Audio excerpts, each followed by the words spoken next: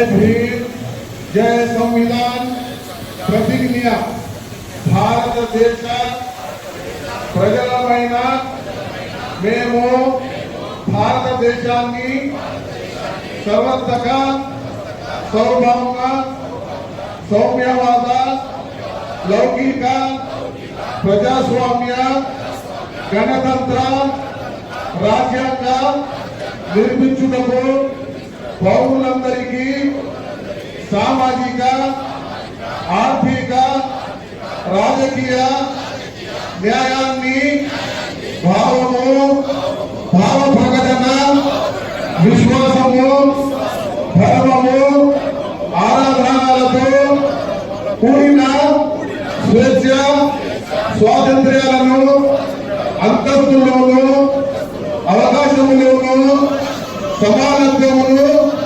చేకూర్చుటకు అందరిలో వ్యక్తి గౌరవాన్ని దేశ సమగ్రతను తప్పక తీసుకొచ్చే సౌభ్రామత్వాన్ని పెంపొందించుటకు సత్య నిర్దిష్ట పూర్వకంగా నిర్మించుకుందాం. దాంట్లో మా ఎమ్మెల్యే గారు నిత్య శ్రామికుడు ప్రతి గ్రామంలో ప్రతి బీదవాడిని ప్రతి ఒక్కరు కూడా తట్టి ఈరోజు మహాత్మా గాంధీ గారి గురించి అంబేద్కర్ గారి గురించి తెలియజేయడం జరుగుతూ ఉంది. దీని ముఖ్య ఉద్దేశం మహాత్మా గాంధీ గారు మన కాంగ్రెస్ పార్టీకి ఒక దశాబ్ద కాలం క్రితమే దేశ అధ్యక్షుడు అయింది కాబట్టి ఆయనను స్మరించుకోవడానికి ఆ రోజు మహాత్మా గాంధీ గారు ఈ దేశం మొత్తం ప్రజలను సంఘటితం చేసి స్వాతంత్ర ఉద్యమంలో మొదటి పాత్ర పోషించినందుకు కాంగ్రెస్ పార్టీ తరఫున మనమందరం కూడా మరొకసారి నెమరేసుకోవాలన్న ఉద్దేశంతో రాహుల్ గాంధీ గారు ఈ కార్యక్రమం చెప్పడం జరిగింది. అదేవిధంగా అంబేద్కర్ గారు రాజ్యాంగాన్ని రచించి ప్రతి ఒక్కరు కూడా సమన్వయం జరపాలని చెప్పి ఈ రోజు భారతదేశంలో బీజేపీ ప్రభుత్వం వచ్చిన తర్వాత మతాల మధ్య కులాల మధ్య ప్రాంతాల మధ్య భేదాలు చూపిస్తున్నారని చెప్పేసి రాహుల్ గాంధీ గారు ఆ రోజు పెద్ద ఎత్తున పాదయాత్ర 4500 కిలోమీటర్లు దేశవ్యాప్తంగా భారత్ జోడో యాత్ర పేరు మీద ప్రతి ఒక్కరు కూడా దేశ ప్రజలందరూ కూడా సమైక్యంగా ఉండాలి. యువత అందరూ కూడా ఉపాధి లేక ఇబ్బంది పడుతున్నారు. వాళ్ళందరూ కూడా రాజ్యాంగంలో ఉన్న నిబంధనల ప్రకారము ప్రతి ఒక్కరు కూడా ఈరోజు అన్ని సమపాలనలో అందాలని చెప్పేసి రాహుల్ గాంధీ గారు కొట్లాడుతూ ఉన్నారు. ఈ రోజు చూడండి, బీజేపీ ప్రభుత్వం వచ్చిన తర్వాత ప్రతి రాష్ట్రంలో కూడా అనగారిన వర్గాలను అట్టడుగు వర్గాలను తొక్కుతున్నది. ఈ రోజు ధనవంతులకు సంపన్నులకు మాత్రమే బీజేపీ ప్రభుత్వం పనిచేస్తా ఉన్నది. దాన్ని ఎత్తి చూపడానికే రాహుల్ గాంధీ గారు ఆ రోజు భారత్ జోడో యాత్ర పేరిట దేశం మొత్తం కూడా ఒకటి ఐకమత్యంగా ఉండాలి. ఈ రోజు దానికి అనుగుణంగా కాంగ్రెస్ పార్టీ పనిచేయాలని చెప్పేసి ఈ రోజు ఆ కార్యక్రమం చెప్పడం జరిగింది. నిన్న మొన్న జరిగిన మంత్రివర్గంలో సహా ఈ రోజు దేశంలో కాంగ్రెస్ పార్టీ ఏ స్కీమ్ తీసుకున్నా అది కూడా రాజ్యాంగానికి అనుగుణంగానే పనిచేస్తా ఉంది. ఈ రోజు ఆహార భద్రత చట్టం తీసుకొచ్చినా, విద్యా హక్కు చట్టం తీసుకొచ్చినా, ఏ చట్టం తీసుకొచ్చినా కానీ పేదవాళ్ళ కోసమే కాంగ్రెస్ పార్టీ పనిచేస్తున్న విషయాన్ని మనమందరం కూడా ప్రజలకు తీసుకుపోవాలి. మొన్న జరిగిన క్యాబినెట్ మీటింగ్ లో కానీ ఇప్పుడు జరిగిన మంత్రివర్గంలో కానీ ప్రతి వర్గానికి ప్రతి కులానికి సమన్వయం చేసేది కాంగ్రెస్ పార్టీ కాబట్టి మనము రాజ్యాంగ పరిరక్షణ కోసం బీజేపీ చేసిన అసాంఘిక కార్యక్రమాలను కానీ రాజ్యాంగంలో ఉన్న అన్నిటిని కూడా కొమ్ములో తొక్కి మన దేశ ప్రజలందరినీ కూడా విచ్ఛిన్నం చేస్తున్నారు కాబట్టి మనమందరం కూడా రాహుల్ గాంధీ గారి నాయకత్వంలో మనమందరము అట్టడుగుల వర్గాలకు గట్టిగా మనం మద్దతిచ్చి ఈ రోజు బాధ్యత రాజ్యాంగాన్ని కాపాడుకోవాల్సిన అవసరం ఉందని తెలియదు. మతాన్ని కులరహిత మతరహిత దేశం మనకు కావాలి అని మన భారతదేశానికి స్వాతంత్రం తీసుకొచ్చిన గొప్ప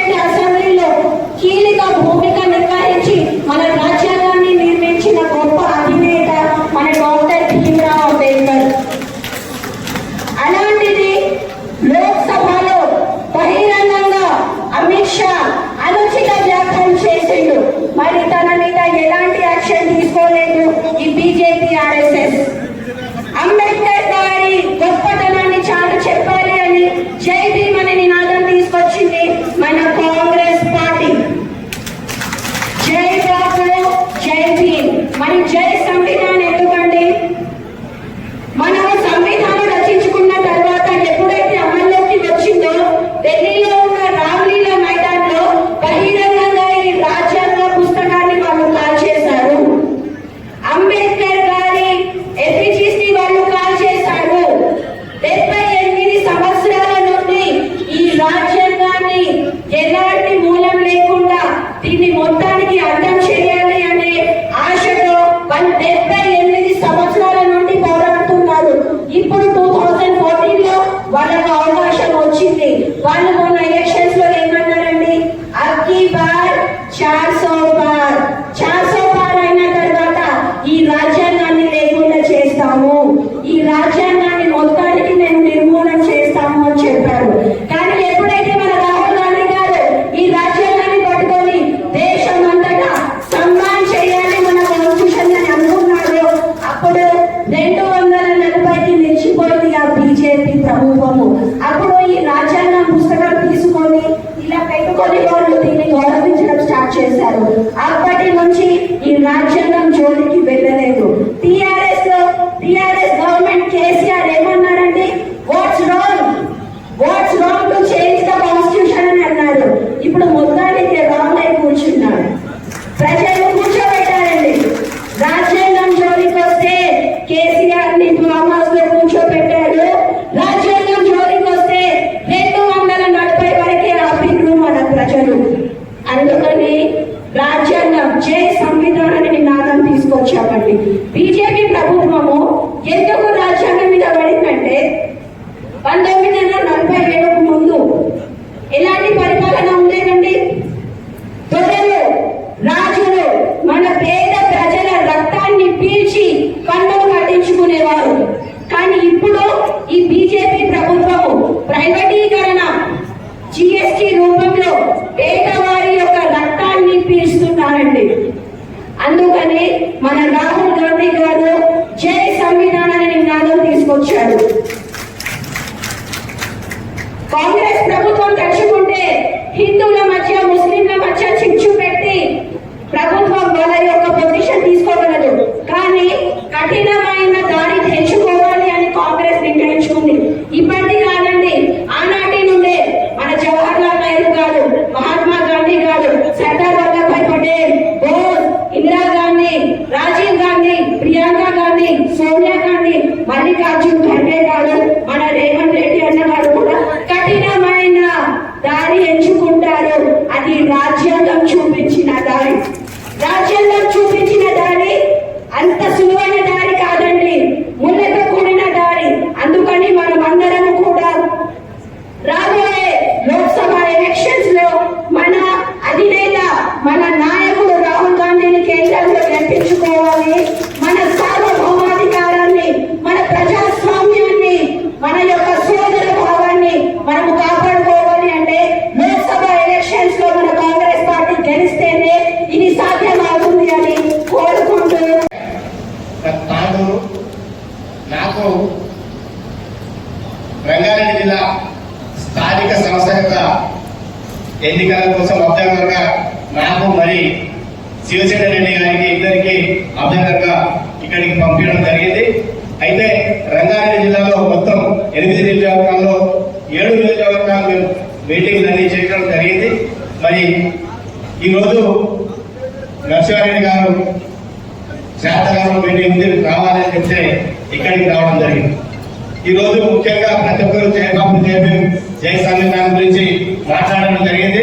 అయితే సంస్థాగత ఎన్నికల గురించి నేను మాట్లాడతా. ఈరోజు పార్టీని బలోపేతం చేయాలనే ఉద్దేశంతో ఇక్కడికి పంపించడం జరిగింది. ఈ సంస్థాగత ఎన్నికల యొక్క ముఖ్య ఉద్దేశం ఏంటంటే ఇటు పార్టీ మరి ప్రభుత్వం రెండు కలుపుకుంటేనే మన ప్రభుత్వం చేసే ప్రతి కార్యక్రమం ప్రతి గ్రామానికి ప్రతి ఇంటికి చేరుతుంది అనే ఉద్దేశంతో సంస్థాగతంగా ఎన్నికలు జరిపి మరి పార్టీని బలోపేతం చేయాలనే ఉద్దేశంతో ఇక్కడికి రావడం జరుగుతుంది.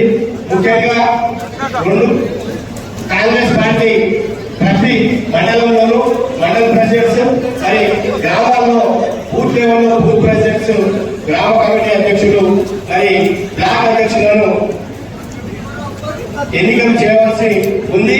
2017 నుంచి ఎవరైతే పార్టీలో ఉన్నారో ఆ పార్టీ లైన్లో ఉన్న వారికి ఇంటి పదవులను ఇవ్వాలి అని ఒక నియమం పెట్టడం జరిగింది. పెద్దలు మన శాసన సభ్యులు శంకరన్న గారి యొక్క నాయకత్వంలో వారు తప్పకుండా మరి మండలాల్లో కూడా మీటింగ్లు పెడితే మేము తప్పకుండా మండలాలకు కూడా వస్తాం, బ్లాక్ లెవెల్ పెడితే బ్లాక్ లెవెల్ కూడా వస్తాం. మరి మండల ప్రెసిడెంట్, బ్లాక్ ప్రెసిడెంట్ ఏదైతే ఫార్మేట్ ఉంది ఆ ఫార్మేట్ మేము మీకు పంపిస్తాం. ఆ ఫార్మేట్ లో ఎవరైతే ఆశావాహులు ఉన్నారో అన్ని వర్గాల వారు, ఎస్సీ, ఎస్టీ, బీసీ, మైనారిటీ అన్ని వర్గాల వారు దరఖాస్తులు పెట్టుకోవచ్చు. ఆ దరఖాస్తులో ఎవరైతే ఊకే నాకు పదవులు కావాలని వాళ్ళు కాదు, పార్టీ కోసం కష్టపడి రాత్రి పగలు పార్టీ అంటే నా సంసారం నేను భార్య పిల్లలను మనం ఏ విధంగా చూసుకుంటారో పార్టీ కూడా అదే విధంగా చూసుకోవాలనే వ్యక్తులే, పనిచేసే వ్యక్తులే ఈ పదవులకు మీరు అప్లికేషన్స్ పెట్టుకోవాలి. ఆ అప్లికేషన్ ఏవైతే ఉన్నాయో అవన్నీ డీసీసీ అధ్యక్షుల వారికి ఇస్తే వారి దగ్గర నుంచి మేము తీసుకొని మరి పెద్దలు ఎమ్మెల్యే గారిని సందర్శించి మరి మీ అన్ని పేర్లలో 5-6 పేర్లు వచ్చినా 10 పేర్లు వచ్చినా తీసుకొని మరి ఎవరైతే వాస్తవంగా పార్టీ కట్టుబడి పనిచేస్తారో చురుకైన కార్యకర్త పనిచేసే వాళ్ళకు దాని నుంచి 3 పేర్లను తీసుకొని ఆ 3 పేర్లను మేము పెద్దలు మహేశ్వర గారికి, మీనాక్షి నటరాజన్ గారికి ఇవ్వడం జరుగుతుంది. కాబట్టి దయచేసి మీరు పెద్దలకు ఎమ్మెల్యే గారికి కోరేది ఏంటంటే మండల వారీగా మీటింగ్లు పెట్టి మరి బ్లాక్ కాంగ్రెస్ మండల ప్రెసిడెంట్లను మాకు తొందరగా వారి పేర్లను ఇస్తే బాగుంటుందని చెప్పుకుంటూ ఈరోజు ఇక్కడ ఏదైతే కార్యక్రమం జరుగుతుందో జై బాబు, జై భీమ్, జై సర్దార్ అనే కార్యక్రమం జరుగుతుందో ఆ యొక్క కార్యక్రమాన్ని మనం గ్రామ గ్రామాల తీసుకోవాల్సినటువంటి అవసరం ఉంది. ఈ అంశం మనకు అర్థం కావాల్సినటువంటి అవసరం ఉంది. ఇది ప్రజలకి మనం చొచ్చుకోవాల్సినటువంటి అవసరం ఉంది. ఏదైతే రాహుల్ గాంధీ గారు ఏదైతే మంచి ఆలోచనతోని నఫరత్ కా బదావర్ మే ఫూलों का प्यारों का दुकान खोलना चाहिए అనేటువంటి ఏదైతే నినాదం తీసుకొని ఈ దేశంలో శాంతిని నేర్పకునాలే అశాంతిని దూరం చేయాలనే ఉద్దేశంతో మల్లికార్జున ఖార్గే గారు, రాహుల్ గాంధీ గారు ఈ యొక్క కార్యక్రమాన్ని డిజైన్ చేసి ఈ దేశంలో స్వాతంత్రం కంటే ముందు అశాంతి బ్రిటిష్ పరిపాలనలో నలిగిపోతున్నటువంటి భారతదేశ ప్రజలు 1919లో జరిగిన బాగా సంఘటనలు ఈ భారతదేశ ప్రజలను పిట్టలకు కాల్చేసిన బ్రిటిష్ వాళ్ళు అలాంటి సమయంలో 1920లో ఆ రోజు ఆఫ్రికాలో చదువుకున్నటువంటి బారిస్టర్ చదివినటువంటి అత్యంత ధనవంతుడైనటువంటి మహాత్మా గాంధీ గారు ఆ రోజు విదేశాల్లో చదువుకుంటూ అత్యంత విలాసవంతమైనటువంటి జీవితం ఉన్నటువంటి మహాత్మా గాంధీ గారు ఈ దేశం యొక్క ప్రజల యొక్క జీవితాల్లో స్వాతంత్రాన్ని అనే ఉద్దేశంతో 1925లో ఈ భారతదేశ యొక్క కాంగ్రెస్ పార్టీ అధ్యక్షత పదవి చేపట్టి ఈ భారతదేశాన్ని స్వాతంత్రం ప్రసాదించాలనేటువంటి ఉద్దేశంలో బ్రిటిష్ వారిపైన తిరుగుబాటు పోరాటాన్ని, శాంతియుత తిరుగుబాటు పోరాటాన్ని ప్రారంభించినటువంటి గాంధీ గారి యొక్క ఆశలను, ఆకాంక్షలను నేడు అశాంతి జరుగుతుంటే వారిని భరించలేక ఈ కార్యక్రమం తీసుకోవడం జరిగింది. కాబట్టి ఈ దేశంలో ఉన్నటువంటి ఆర్ఎస్ఎస్, బీజేపీ ఏదైతే విధ్వంసాన్ని సృష్టిస్తుందో అలాంటి విధ్వంసాన్ని శాంతి నెలకొల్పాలనే ఉద్దేశంతో గాంధీ గారి ఆశయాలను, గాంధీ గారి యొక్క స్ఫూర్తిని, గాంధీ గారి యొక్క పోరాట స్ఫూర్తిని జనంలోకి తీసుకెళ్లాలనే ఉద్దేశంతో గాంధీ గారి యొక్క విలువల్ని జనాలకు చెప్పాలని తెలియజేయాలనే ఉద్దేశంతో ఈ కార్యక్రమాన్ని తీసుకోవడం జరిగింది. అదేవిధంగా 32 పీజీలు, డిగ్రీలు చేసినటువంటి బాబాసాహెబ్ అంబేద్కర్ ఈ దేశంలో అణగారిన వర్గాలకు జరుగుతున్నటువంటి అన్యాయాన్ని, సకల ప్రజల యొక్క అనేక రకాల హక్కులు ఉండాలని చెప్పేసి ఆ రోజు బాబాసాహెబ్ అంబేద్కర్ గారు అన్ని రకాల ముందుకి భారతదేశంలో అట్టడుగు వర్గాల్లో ఉన్నటువంటి ఎస్సీ, ఎస్టీ, బీసీ యొక్క ప్రజల తరఫున ఒక గొంతుపై మాట్లాడి ఈ యొక్క ప్రజలను విముక్తి చేయాలనే ఉద్దేశంతో తన కుటుంబాన్ని త్యాగం చేసుకొని భారత రాజ్యాంగాన్ని రచించినటువంటి బాబాసాహెబ్ అంబేద్కర్ గారిని అనేక రకాలుగా ఈరోజు అమిత్ షా భారత పార్లమెంట్ ని నిర్మాణం చేసినటువంటి అంబేద్కర్ గారి యొక్క పేరును అమిత్ షా నవ్వడం చేసుకుంటూ ఆ రోజు అవమానించడం జరిగింది. కాబట్టి ఇట్లాంటి అశాంతికరమైనటువంటి వాతావరణాన్ని శాంతి మేలుకొల్పడానికి, శాంతియుత మార్గం చేయడానికి కాంగ్రెస్ పార్టీ, కాంగ్రెస్ అధ్యక్షులు ఈ యొక్క కార్యక్రమాన్ని తీసుకోవడం చాలా సంతోషం. కాబట్టి దయచేసి మనం అందరం కూడా ఈ యొక్క కార్యక్రమాన్ని ముందుకు దిగ్విజయంగా తీసుకోవాల్సిందిగా మన యొక్క గాంధీ యొక్క, అదేవిధంగా బాబాసాహెబ్ అంబేద్కర్ యొక్క, అదేవిధంగా రాజ్యాంగం యొక్క విలువల్ని ప్రజల్లోకి విస్తృతంగా తీసుకోవాల్సిన అవసరం ఉందని చెప్పేసి రాజ్యాంగాన్ని, భారతదేశ సమగ్రతను కాపాడుకోవాలనే ఉద్దేశంతో ఆల్ ఇండియా కాంగ్రెస్ కమిటీ జై భీమ్, జై బాబు, జై సంవిధాన్ కార్యక్రమాన్ని ముందుకు తీసుకొచ్చింది. ఈ కార్యక్రమం ముఖ్య ఉద్దేశం జనాల్లోకి తీసుకుపోవడం, జై బాబు, జై భీమ్, జై సంవిధానం తీసుకువెళ్లి భారత రాజ్యాంగాన్ని, డాక్టర్ బాబాసాహెబ్ అంబేద్కర్ రచించిన రాజ్యాంగానికి బీజేపీ ప్రభుత్వం తూట్లు పొడుస్తుంది. కాబట్టి రాజ్యాంగాన్ని కాపాడుకునేందుకు ఈ కార్యక్రమం ఏర్పాటు చేశారు. దీన్ని అందుకు అందరూ కృషి చేయాలని కోరుతున్నాం. మిత్రులారా, అందరికీ వాస్తవంగా ఈ కార్యక్రమం స్టార్ట్ అయ్యి 2 నెలల క్రమం అయితే ఉంది. 2 నెలల నుంచి కూడా ఈ జై బాబు, జై భీమ్, జై సంవిధాన్ కార్యక్రమాన్ని ఎమ్మెల్యే గారైతే ఇప్పటికే అన్ని మండలాలు, అన్ని గ్రామాలైనా తిరగడం జరిగింది. కడప కడపకు ఈ కార్యక్రమాన్ని తీసుకుపోయి బాబు గురించి చెప్పడం, అంబేద్కర్ గారి రాజ్యాంగం గురించి చెప్పడం, ఏ విధంగా ఈ రాజ్యాంగం యొక్క ఏం జరుగుతూ ఉంది, రాజ్యాంగంతో మనకి ఏ విధమైన లాభాలు జరిగినాయి అన్నది ప్రతి కడపకు తీసుకుపోయి చెప్పడం జరిగింది. ఎక్కడ జరుగుతుందో లేదో అని మా ఈ శారదా కాన్స్టిట్యూన్సీలో మాత్రం ప్రతి కడపకు తీసుకుపోవడం జరిగింది. మంచి ఎండాకాలం, 2 నెలల కాలం అందరినీ పడతాం తీసుకొని అన్ని మండలాల్లో, అన్ని గ్రామాల్లో తీసుకోవడం జరిగింది. ఎమ్మెల్యే గారు ధన్యవాదాలు చెప్తాను. అదేవిధంగా మన పిసిసి అధ్యక్షుడు కూడా క్రమశిక్షణ కలిగిన పిసిసి అధ్యక్షుడు రావడం మనం అదృష్టం. నిజంగా ఏ కార్యకర్త ఎవరేమి చేస్తున్నారు అన్నది ప్రతి కాన్స్టిట్యున్సీలో ఆయన దగ్గర తీసుకున్నారు. దీంట్లో ఎక్కడ ఏ అవకతవకలు జరిగినా కూడా ఆయన సరిదిద్దాలని చెప్పి చెప్తా ఉన్నాడు. కాబట్టి కార్యకర్తలు అందరూ కూడా నేను కోరేది ఒకటే, మన కళ్ళ ముందర ఉన్నది లోకల్ బాడీస్ ఎలక్షన్, స్థానిక సంస్థల ఎలక్షన్. ముఖ్యంగా ఈరోజు రాష్ట్రాన్ని తెలుసుకున్నాం, మన ఎమ్మెల్యే గెలిపించుకున్నాం, రాష్ట్రాన్ని తీసుకొచ్చినాం. రాష్ట్రం ఇంకా బలంగా కావాలంటే స్థానిక సంస్థలన్నీ కూడా మనం గెలవాల్సిన అవసరం ఉంది, మన అందరి మీద ఉంది. మరి స్థానిక సంస్థలు గెలవాలంటే మేమందరం మిమ్మల్ని గెలిపియాలి, 100% గెలిపియాలి. ఎందుకంటే ప్రభుత్వం మనది. మనం ఇప్పుడు మొన్న కడప కడప పోయినప్పుడు సమస్యలు కూడా విన్నాం. అన్ని మనం చెప్పిన 6 పథకాలు కూడా ఎంతవరకు వచ్చినాయి, ఇంకా కొన్ని రాలేవి ఉన్నాయి, ఎప్పటి వరకు ఇస్తాము, ఇవన్నీ చెప్పడం దానికి ప్రతి కడపకి చెప్తా ఉన్నాం. మనం 10 ఏళ్ల కింద ఇచ్చిన ఇందిరమ్మ ఇల్లు తప్పించి ఒక్క ఇల్లు కూడా ఏ ఊళ్ళో కూడా ఇవ్వడం వరకు వెళ్ళాం. మళ్ళీ మనం స్టార్ట్ చేసిందే, మనం ముక్కులు పోసిందే, మనం మళ్ళీ ఇస్తా ఉన్నాం.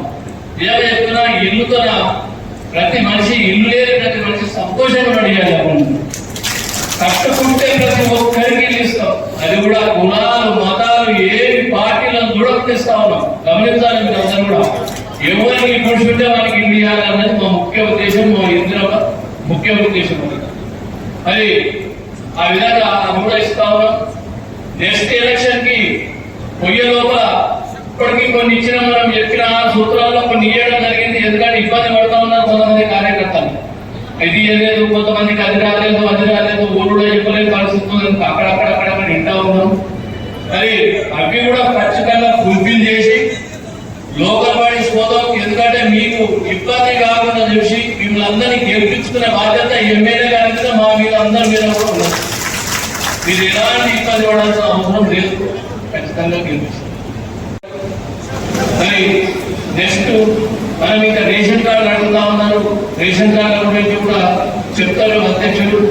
అదేవిధంగా ఇంకా కొన్ని ఏవేవి గవర్నమెంట్ పరంగా ఇవన్నీ కూడా ఇస్తున్నారు. ఎందుకంటే వాడు గత 10 ఏళ్ళు ఏలిన మన కేసీఆర్ గారు రాష్ట్రాన్ని సర్వనాశనం చేసి అప్పుల కుప్ప చేసి ఇలా కోలుకోలేని పరిస్థితిని తెలంగాణ రాష్ట్రాన్ని చేసుకుంటే ఈరోజు ఒక్కొక్కటి సర్దిద్దుకుండా ఇలాగే చెప్తున్నాం. చాలా ఇబ్బందికర పరిస్థితి ఏదైతే ఎవరైనా కూడా ఈ గవర్నమెంట్ ఇచ్చే పారిపోయేవాళ్ళే. కానీ రేవంత్ రెడ్డి గారు అలా కాదు. మనకు ఒక భారీ మాట ఇచ్చినాం, మాట ప్రకారం ఏదైతే చెప్పినామో ప్రజలకు అవన్నీ హామీలు ఇవ్వాల్సిన బాధ్యత మన మీద ఉంది. ఖచ్చితంగా ఇస్తా. రాష్ట్రంలో మనకు ఒక మార్పు ఉండిపోతుంది. కాంగ్రెస్ పార్టీ మార్పు ఉండాలనే ఉద్దేశంతో ఈరోజు ఒక్కొక్కటి అన్ని ఇవ్వడం జరుగుతూ ఉంది. అన్ని గ్రామాల్లో కూడా ఏదైతే రైతు బంధు కూడా కావాలని కోరుతా ఉన్నాం చాలా మంది. అదేవిధంగా వరి నాట్లు వేసే లోపల రైతు బంధు కూడా ఇప్పిస్తే 100% సక్సెస్ అయితే దానికి ఆలోచన చేయాల్సిన అవసరం లేదు. ఖచ్చితంగా బీసీసీ అధ్యక్షుల వారు మనకు చక్కటి వాడున్నాడు కాబట్టి, క్రమశిక్షణ ఉన్నాడు కాబట్టి మనకు అవన్నీ కూడా చూస్తాడని కోరుకుంటూ ఈ అవకాశం ఇచ్చారు. ఒక్క నిమిషం కూడా ఆలోచన చేయకుండా షాద్నగర్ లో రాజ్యాంగ పరిరక్షణ కార్యక్రమం గురించి జై బాపు, జై భీమ్, జై సంవిధాన్ కార్యక్రమానికి మీరు రావాలన్నా మా బ్లాక్ కాంగ్రెస్ అధ్యక్షులు, మండల కాంగ్రెస్ అధ్యక్షులు పెద్దలందరూ కూడా అడుగుతా ఉన్నారంటే తప్పకుండా వస్తుందని చెప్పి నా మాటలు నిలబెట్టిన ఈరోజు మహేష్ అన్న గారు ఉదయం 10 గంటలకు నందిగామ మండలంలో కాంగ్రెస్ కార్యకర్తలు పెద్దలందరూ ఉండగా వారికి పెద్ద ఎత్తున స్వాగతం పలికిన అక్కడ. తర్వాత మరి శాంతిగా చేరుకున్నాక ఒక ర్యాలీగా వచ్చి అంబేద్కర్ గారికి ఒక దండ వేసి మరి ఈ కార్యక్రమాన్ని వారు ప్రారంభించారు కాబట్టి మరి చాలా సంతోషం. వారికి ఈ రాష్ట్రంలో కష్టకాలంలో ఉన్నప్పుడు కాంగ్రెస్ పార్టీ ఒక క్రమశిక్షణతోని, ఒక వ్యూహరచనతోని, ఒక ఎత్తుగడతోని సబంధ వర్గాలను తెలంగాణలో ఉన్న సమస్యలను, రాజకీయ నాయకుల మధ్యలో ఉన్న విభేదాలను, ఆధిపత్య పోరులు ఇవన్నీ అధిగమించి కాంగ్రెస్ కార్యకర్తకు ఇవాళ మనోధైర్యం ఇచ్చి రాష్ట్రంలో కాంగ్రెస్ పార్టీ అధికారంలోకి వచ్చిందంటే ఎవరు అవునన్నా కాదన్నా అది మహేష్ గౌడ్ అన్నా 50% అని చెప్పి నేను చెప్పగలను. తప్పకుండా నేను సభ్యులు కూడా ఎందుకు రేవంత్ అన్న గారు వారికి ఉన్న చరిష్మా సైతం ఒక ఆర్గనైజేషన్ కూడా చేసే వాళ్ళు ఉన్నారు. ఈ మీటింగ్ పెట్టాం, ఒక ఎమ్మెల్యే కష్టపడవచ్చు, కానీ దీనికి ఒక ఆర్గనైజేషన్ చేసే చిత్రత కలిగిన నాయకత్వం ఉంటేనే ఆ యొక్క ప్రభుత్వం ఆ పార్టీ ముందర పడుతుంది తప్ప ఇవాళ దానికి నిలువెత్తు నిజం మహేష్ గౌడ్ అని చెప్పక తప్పదని చెప్తాము. అదేవిధంగా మా బీసీసీ అధ్యక్షులు, జిల్లా అధ్యక్షులు వారు డిసిసి ప్రెసిడెంట్ ఎన్నుకోబడిన తర్వాత సౌమ్యుడు నరసింహారెడ్డి గారు శంకర్ ఈయనని దూసుకొని ముందుకు నడవాలని చెప్తే ఏ ఒక్క రోజు పార్టీలలో ఎన్నో ఒడిదొడుకులు, ఎన్నో కష్టాలు ఉన్నప్పటికీ పార్టీని ముందుకు తీసుకుపోవడానికి షాద్నగర్ లో అన్ని విధాలా నాకు ఎండ ఉండి ఎమ్మెల్యే అయ్యే వరకు కూడా ఎక్కడ ఇబ్బంది చెప్పలేదు కాబట్టి వారు కూడా ప్రత్యేకంగా నేను కృతజ్ఞతలు తెలియజేస్తా ఉన్నా. అదేవిధంగా మనందరూ తెలుసు, మన నాయకుడు ప్రతాప్ అన్న కూడా సౌమ్యుడు కొన్ని సమస్యల వల్ల వాళ్ళు 2-3 సార్లు ఓడిపోవడం జరిగింది. కానీ ఒక నాయకత్వ చిత్రత లేకనే అది జరిగింది. కానీ మళ్ళీ అటువంటి కార్యక్రమం జరిగాయి కాబట్టి ప్రతి ఒక్కరు వేదిక మీద ఉన్న ప్రతి ఒక్క మండల పార్టీ అధ్యక్షులు, అదేవిధంగా స్థానిక సంస్థల ఇన్ఛార్జులు వారి కూడా పెద్దలందరికీ, పార్టీ ప్రెసిడెంట్లకు, బ్లాక్ కాంగ్రెస్ అధ్యక్షులకు, వివిధ గ్రామాల నుంచి చేసినటువంటి ప్రాణ సమానులైన కాంగ్రెస్ కార్యకర్తలు, విలేజ్ ప్రెసిడెంట్లు, అదేవిధంగా ఈ మధ్యలో శాత నియోజకవర్గంలో ఎటువంటి ఇబ్బందులు రాకుండా ఏ సంఘటనలైనా ఎప్పటికప్పటికి ప్రశాంతంగా ఎలక్ట్రాన్ మీడియా, ప్రింట్ మీడియా పనిచేస్తున్నందుకు వారు కూడా ప్రత్యేకంగా ధన్యవాదాలు, శుభాకాంక్షలు తెలియజేస్తా ఉన్నా. మిత్రులారా, ఇది పార్టీ మీటింగ్ కాదు, ఇది స్వార్థపూర్వకమైన మీటింగ్ అసలే కాదు. దేశం ఒక ప్రమాదంలో పడబోతా ఉంది. ఇవాళ స్వాతంత్రం వచ్చి 70 సంవత్సరాలు అయినప్పటికీ 100 సంవత్సరాల క్రితం బ్రిటిష్ పరిపాలన నుంచి విముక్తి పొందడానికి భారత స్వతంత్ర పోరాట యోధులు మన జాతీయ పిత మహాత్మా గాంధీ గారు 100 సంవత్సరాలు అయింది కాంగ్రెస్ పార్టీ అధ్యక్షులు భారతదేశానికి. వారికి మీ అందరూ తెలుసు, మన భారత జాతీయ పిత మహాత్మా గాంధీ గారికి అవమానం జరుగుతూ ఉంది. స్వాతంత్రం వచ్చిన తర్వాత భారతదేశాన్ని మనం పరిరక్షించుకోవాల్సిన బాధ్యత ఉంది. అన్ని రంగాల్లో సామాజిక న్యాయం, సమానత్వం, స్వేచ్ఛగా భారతదేశంలో ఉన్న ప్రతి మతం, ప్రతి కులం, ప్రతి వర్గం, ప్రతి ప్రాంతం సమానంగా బతకాలని చెప్పి ఒక దశ దిశ భారత రాజ్యాంగాన్ని నిర్మాణం చేసిన ఒక దళిత బిడ్డ డాక్టర్ బిఆర్ అంబేద్కర్ గారి యొక్క గొప్పతనం ఇవాళ భారత రాజ్యాంగం. ఇవాళ సమాన వర్గాలు ఇలా స్వేచ్ఛ వాయువు పిలుచుకొని సమానత్వంగా భారతదేశంలో మనం అందరం బతుకుతున్నామంటే ఒకే ఒక కారణం, ఇలా డాక్టర్ బిఆర్ అంబేద్కర్ మహాత్మా గాంధీ అని చెప్పక తప్పదు. కాబట్టి ఇలా ఒక పార్టీ, ఒక మతతత్వ పార్టీ ఈ దేశంలో మతాల మధ్య చిచ్చులు పెట్టి, కులాల మధ్య చిచ్చులు పెట్టి, ప్రాంతాల మధ్య చిచ్చులు పెట్టి ఒక విధ్వంసాన్ని సృష్టిస్తూ ఆర్థిక నేరాలను భారతదేశంలో ఉన్న గుజరాతీ ఆర్థిక నేరగాలను పరిరక్షిస్తూ, రక్షిస్తూ, అండగా ఉంటూ భారతదేశ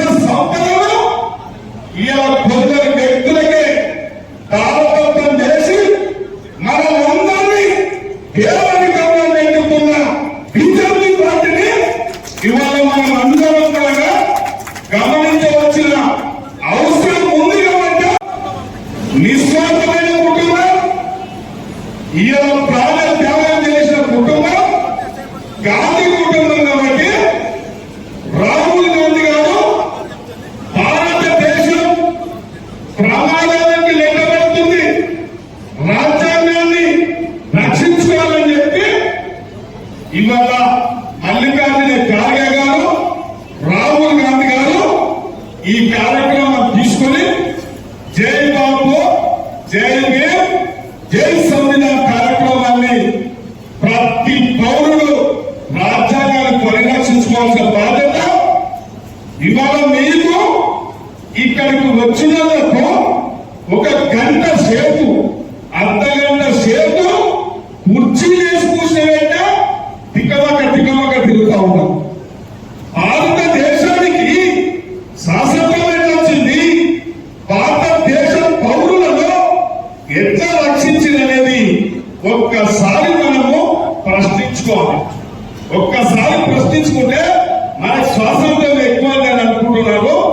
ఒక ప్రమాదం జరగబోతుంది, ప్రతి పౌరుని బాధ్యత. కాబట్టి ఇలా రాహుల్ గాంధీ గారు భారత్ జోడో యాత్ర, భారత్ జోడో యాత్ర చేపట్టి నవ్వుతో నభవిష్యత్తు 4700 కిలోమీటర్లు పాదయాత్ర చేపట్టి వాననక, ఎండనక, రాత్రనక, పగలనక భారత్ జోడో యాత్ర చేపట్టి భారతదేశాన్ని ఒక తాటిని తీసుకురావాలి, అందరికీ భగవాసం ఇవ్వాలనే ఒక సంకల్పంతో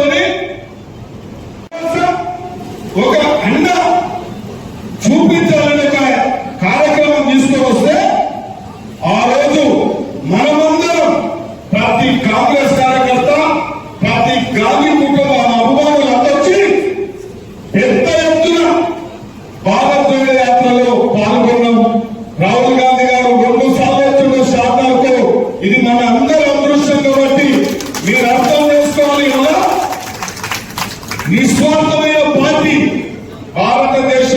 కాంగ్రెస్ పార్టీ, స్వాతంత్రం తెచ్చిన party Congress party. Congress party ఈ దేశానికి అండగా ఉండే పార్టీ, ప్రజాస్వామ్య పార్టీ, ప్రజలకు చెరువుగా ఉండే పార్టీ. ఇలా నిజమైన ప్రజాస్వామ్యం ఏమిట్లా కలవడదంటే అది కాంగ్రెస్ పార్టీ. ఆశతోటి కాదు, ఇవాళ 10 ఏళ్ళు కొట్టాలి, 60 ఏళ్ళు కొట్టాలి. భారతదేశం నుంచి తెలంగాణ కావాలి, ఆంధ్రప్రదేశ్ నుంచి తెలంగాణ విడిపోవాలని చెప్పి ఎంతో మంది ఉద్యమిస్తే, ఎంతో మంది ఉద్యమకాలు చేస్తే ఏ పార్టీ ఆయన బీజేపీ పార్టీ అధికారంలో ఉన్నాడు, తెలంగాణ ఏదే. కాంగ్రెస్ పార్టీ ఇవాళ నాకు అధికారం ముఖ్యంగా ఆ రోజు స్వపక్షంలోనే విమర్శ. ఆ రోజు ఎంపీలు రాజీనామా చేశారు, మంత్రులు రాజీనామా చేశారు. మేము ప్రభుత్వం ఉంచాము అంటే సోనియా గాంధీ ప్రభుత్వం వస్తుంది పోతుంది, పార్టీలు ఉంటాయి పోతాయి, ప్రజలు చెప్పి ఆమె తెలంగాణ ఇచ్చింది సోనియా గాంధీ గారికి. ఇచ్చిన తెలంగాణలో ఇలా ఒక మూర్ఖుని చేతిలో ప్రజలు పెడితే 10 ఏళ్ళు తాగుకుంట పామాజులు వండుకొని రాష్ట్రాన్ని అప్లకొంపజేసి సభ్యుల వర్గాలను మోసం చేసి ఉద్యమకారులను ఊహించకుండా అజ్ఞాతవాసం పట్టించి ఇవాళ పార్టీలన్నింటినీ నాశనం చేసి ఇలా తెలంగాణ రాష్ట్రాన్ని ఆర్థికంగా, రాజకీయంగా, సామాజికంగా వెనుకబడేసి అప్పులకుప్ప చేస్తే ప్రజలు మళ్ళీ ఒక్కసారి కాంగ్రెస్ పార్టీకి అవకాశం ఇస్తే ఒక రైతు కుటుంబం నుంచి ఇవాళ ముఖ్యమంత్రిగా ఉన్న రేవంత్ రెడ్డి గారు ఒక క్రమశిక్షణ కలిగిన కాంగ్రెస్ కార్యకర్తగా ఒక ఎన్ఎస్సీ నుంచి, యూత్ కాంగ్రెస్ నుంచి ఇలా పిసిసి అధ్యక్షుడు చూసినాక ఇలా కాంగ్రెస్ పార్టీని అధికారులకు తేవడానికి ప్రజలు ఇచ్చిన అవకాశాన్ని సద్వినియోగం చేసుకుంటూ ఎక్కడ ఇబ్బందులు వచ్చినా రాష్ట్ర ముఖ్యమంత్రిగా ఇవాళ ఎన్నో కష్టాలు వచ్చినా, ఎన్నో ఒత్తిడులు వచ్చినా ఇలా ప్రజలు, ఇలా ఉద్యోగస్తులు, అన్ని వర్గాలు కూడా సంతృప్తిగా ఉన్నాయంటే ఇలా సంతృప్తిగా లేదు కల్వకుంట్ల కుటుంబం, కల్వకుంట్ల కుటుంబం యొక్క కార్యకర్తలు నిలువుగా తెలుసుకొని పాపం ఎక్కడ అనుకోడు. ఇలా డల్లాస్ లో ఒకరు దాచుకున్నాడు, అంజాలు అంటే కూడా ఇలా సౌదీలో దాచుకున్నారు. మీ అందరికీ తెలుస్తున్నారు కాబట్టి అటువంటి ఇలా బాధ ఉంది తప్ప పేద వర్గాలకు కానీ, ఉద్యోగస్తులకు కానీ, నిరుద్యోగులకు కానీ ఎక్కడ ఇబ్బంది లేదు. ఇవాళ 10-15 నెలల్లోనే 10 ఏళ్ల రాజకీయం చేసిన దుర్మార్గులు ఇవాళ ఏం చేయలేదంటే ఇలా రాష్ట్ర ముఖ్యమంత్రి గారు, క్యాబినెట్, పిసిసి అధ్యక్షులు ప్రజల మధ్యలో ఉంటూ ప్రజల అభిప్రాయం, ప్రజల కోరికలు, ప్రజలు ఏ అడిగిందని చేయడానికి ఇలా శాశ్వతంగా పనిచేస్తూ ఉంటే ఇవాళ గులాబీ కండలు మెడలేసుకొని ఏ ఒక్క ప్రజల సహకారం లేదన్నారు. ఎవరైతే దాచుకున్నాడో గులాబీ కండలు ఎవరైతే ఉన్నాడో వారి కార్యకర్తలే రోడ్డు మీద అరుస్తున్నాడు తప్ప ప్రజల సహకారం మనకు లేదు. కాబట్టి మనం అందరం కూడా కాంగ్రెస్ పార్టీ అంటేనే ప్రజాస్వామ్య పార్టీ, మనం స్వేచ్ఛ పార్టీ. మనం ప్రతి కాంగ్రెస్ కార్యకర్తడు ఇలా నిలదీస్తాడు, అడుగుతాడు, మనం అందరినీ కూడా గాలిలో పెట్టడానికి ప్రయత్నం చేస్తూ ఉంటారు. కాబట్టి ముఖ్యంగా ఇవాళ మన రాష్ట్రంలో పిసిసి అధ్యక్షులు గారు కూడా చెప్తా ఉన్నా, అన్న గ్రామాలలో మహిళలు చాలా సంతోషంగా ఉన్నారు. వారికి 4 పథకాలు వర్తిస్తా ఉన్నాయి. ఇవాళ మన రాష్ట్రంలో ఉద్యోగాలు కూడా ఇచ్చాం. ఇలా రాబోయే కాలంలో 15 ఏళ్ల కళ ఒక్క ఇల్లు అంటే ఒక ఇల్లు శాంతిగా అక్కడ డబ్బులు పెట్టి ఇల్లు కట్టింది. అది అసంపూర్తిగా ఉన్నాయి. లైట్ లేదు, డోరు లేదు, విండో లేదు, నీళ్లు లేవు, రోడ్డు లేదు.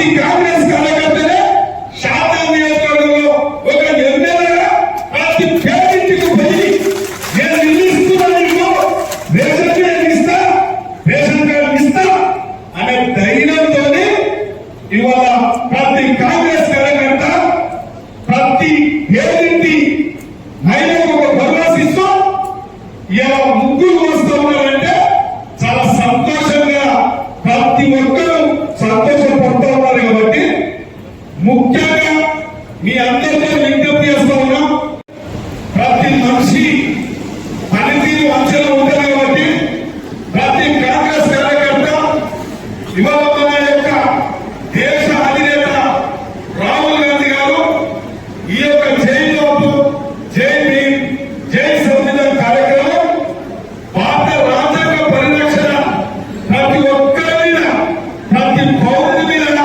పార్టీల మీదనే కాదు, ప్రతి వ్యక్తి యొక్క బాధ్యత. మన రాజ్యాంగాన్ని పరిరక్షించుకోవాలి. కులాలకు మతాలకు అతీతంగా ఈ యొక్క రాజ్యాంగ పరిరక్షించుకోవాల్సిన బాధ్యత మన మీద ఉంది. కాబట్టి ఇలా తెలంగాణ జై సంవిధాన్ ఇన్ఛార్జ్ వంశీ చంద్రారెడ్డి గారు మనందరికీ తెలుసు, నీతికి నిజాయితీకి మారిపోయారు. పార్టీ క్రమశిక్షణ, పార్టీ ఏంటంటే ఒక లక్ష్మణ రేఖ దాటకుండా పనిచేసే వ్యక్తి వంశీ చంద్రారెడ్డి గారు. కాబట్టి వారి రాష్ట్రం యొక్క ఇన్ఛార్జ్ కాబట్టి మరి వారి ఆదేశం మేరకు మేము ప్రతి గ్రామం, ప్రతి మండలం నాకు తెలిసి 50% చేసాం, ఇంకా 50% చేయాల్సిన బాధ్యత ఇది ఓ పార్టీ కాదు, ఓ కార్యకర్త కాదు, మన భారత రాజ్యాంగాన్ని పరిరక్షించుకోవాలి. కాబట్టి మన బాధ్యతగా ఈ కార్యక్రమాన్ని పూజ తప్పకుండా చేయవలసిందిగా పార్టీ బ్లాక్ కాంగ్రెస్ అధ్యక్షులకు, మండల పార్టీ అధ్యక్షులకు, కాంగ్రెస్ పెద్దలకు, ప్రతి ఒక్క కాంగ్రెస్ కార్యకర్తలకు నేను విజ్ఞప్తి చేస్తా ఉన్నా, తప్పకుండా మన పార్టీ ఆదేశాల మేరకు ఈ భారత రాజ్యాంగ పరిరక్షణ కార్యక్రమాన్ని పూర్తి చేయడానికి ప్రతి ఒక్కరు సహకరించాల్సింది చెప్పి మీ అందరికీ మనం చేస్తూ ముగిస్తా ఉన్నాను. ధన్యవాదాలు. బాధ్యత కలిగిన పదవులు ఉన్నటువంటి మోడీ గారు, అమిత్ షా స్వయంగా మతం పేరిట వాళ్ళ అధికారం కాపాడడం కోసం మతం పేరిట విచ్ఛిన్నం చేయాలని ఆ శక్తిని ప్రోత్సహిస్తున్న ఈ తరుణంలో ఖర్గే రాహుల్ గాంధీ పిలుపు మేరకు మన రాజ్యాంగాన్ని మనం రక్షించుకునే కార్యక్రమంలో భాగంగా జై బాపు జై భీమ్ జై సంవిధాన్ కార్యక్రమాలు మేము గ్రామాలు తీసుకెళ్తా ఉన్నాం. ఇలా పరిస్థితి ఏంటంటే మన రాజ్యాంగాన్ని సమూలంగా మార్చే ప్రయత్నం జరుగుతుంది. తెరచాటుగా మనువాద రాజ్యాంగం తీసుకొచ్చే ప్రయత్నం జరుగుతూ ఉన్నాయి. మన రాజ్యాంగం మనకే కాదు, యావత్ ప్రపంచం గౌరవిస్తున్నటువంటి రాజ్యాంగం. ఈ రాజ్యాంగాన్ని తూర్చుపడవాలని ప్రయత్నం చేస్తున్న ఈ తరుణంలో జై బాబు జై భీమ్ కార్యక్రమాలు చేస్తూ ఉన్నాం. మోడీ గారు ప్రధానమంత్రి 12 ఏళ్ల తర్వాత కూడా వారు ఈ 12 ఏళ్లుగా ఈ దేశానికి ఏం చేశారో చెప్పలేని పరిస్థితిలో ఉన్నారు. ఉద్యోగాలు ఇవ్వలేని పరిస్థితిలో ఉన్నారు. పెద్దందారి సంస్థలకే సహాయ సహకారాలు అందిస్తూ ఉన్నారు. బీదవాడిని పట్టించుకునే పరిస్థితి లేదు. 12 ఏళ్ల తర్వాత కూడా మళ్ళీ మతం పేరిట ఓట్లు అడిగే పరిస్థితిలో ఉన్నారు. నిన్నదాకా మొన్న సింధూర్ యుద్ధం చేశారు. కాంగ్రెస్ పార్టీ అడుగుతా ఉంది, మీరేం సాధించారు ఈ యుద్ధంలో, ఏం కోల్పోయాం ఈ యుద్ధంలో? ఆనాడు ఇందిరాగాంధీ గారు 71 యుద్ధం చేస్తే పాకిస్తాన్ నుంచి బంగ్లాదేశ్ అనే కొత్త దేశాన్ని సృష్టించగలిగినారు. 90,000 మంది సైనికుల్ని ముక్కు నేల రాయించినారు. ఇవాళ మీరు ఏం సాధించినారు? కేవలం ట్రంప్ మాటలని శోకముడిచిన మీరు ఇంకా సింధూర్ ఉద్యమం గురించి మాట్లాడే హక్కు లేదు. యుద్ధంలో వెన్ను చూపించి వెనక్కి వచ్చినారు మీరు. అందుకే ఇవాళ జయబాబు కార్యక్రమాలు గ్రామాన్ని తీసుకెళ్లి రాజ్యాంగం యొక్క విలువల్ని గొప్పదాన్ని చాటి చెప్పే ప్రయత్నం చేస్తూ ఉన్నాం. దాంట్లో భాగంగానే ఎమ్మెల్యే శంకర యాత్రలో షాద్నగర్లో ఈ కార్యక్రమం చేపట్టినాం. సజావుగా ముందుకు తీసుకెళ్తా ఉన్నాం. రాష్ట్ర విషయానికి వచ్చినప్పుడు కొత్తగా 3 మంత్రులు, 2 షెడ్యూల్ కాస్ట్ అయితే, 1 బీసీ వర్గానికి చెందిన వారు. నిజమైన సామాజిక న్యాయం తెలంగాణ పాటిస్తుంది అని చెప్పడానికి ఇలా ఈ దేశానికి ఒక దిక్సూచిగా ఒక రోల్ మోడల్గా మారింది. రేవంత్ రెడ్డి గారి నేతృత్వంలో ప్రజలకు ఇచ్చిన ప్రతి మాట నిలుపుకుంటుకునే ప్రయత్నంలో భాగంగానే ఆనాడు ఉచితంగా మహిళలకు బస్సు మొదలుకొని ఉచిత బియ్యాల వరకు, సన్న బియ్యాల వరకు, ఇందిరమ్మ ఇళ్ల వరకు, రేషన్ కార్డుల వరకు అంతా కూడా సంక్షేమం, అభివృద్ధి బీద ప్రజల కోసమే, బీద ప్రజల ధ్యేయంగానే పనిచేస్తాం. భవిష్యత్తులో ఇంకా మంచి భవిష్యత్తు నిర్మాణానికి